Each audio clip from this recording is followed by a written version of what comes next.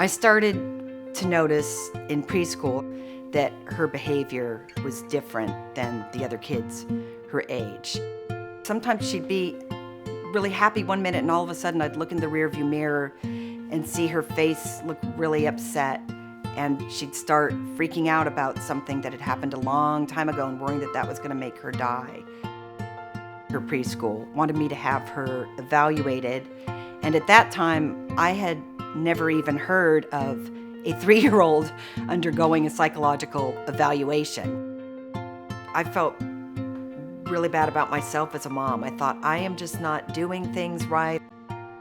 I was resistant to label her with anything, and I gradually came to realize by kindergarten, well, she is being labeled anyway. She's being labeled as the bad kid, the naughty kid, the girl that doesn't listen.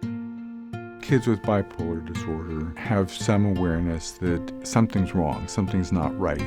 They're doing things that are different from their peers. They're having a harder time functioning, getting angry, getting irritable, feeling inexplicably really sad.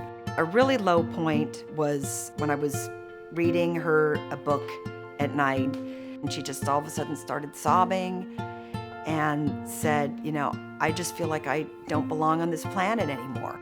By then I really knew that something was seriously going on. You'll do anything when you're that desperate to help your child to stop suffering. For many families, it's a tremendous relief to receive the diagnosis of bipolar disorder.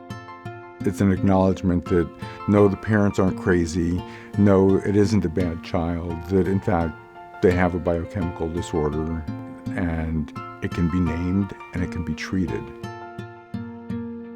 When the psychiatrist gave her a test to rank her own depression, it was like off the charts. And she had, I remember when I handed it to her, on the one hand, it was kind of a good feeling because she identified with the questions that were being asked, and it was a way for her to articulate it where she hadn't really been able to before. It was just, I'm bad and I'm stupid.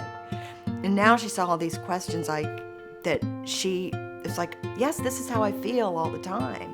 I don't think it's clear with any child where they're going to end up as an adult. Sadie is likely to have ups and downs throughout her life. How extreme, it's hard to say. The medication definitely helped her. She's a pretty normal little 11-year-old girl. I think about what it would be like if she wasn't medicated, and I still sometimes have hopes that we can take her off it. But without it, I just felt like she was losing her childhood. I love you. I love you too.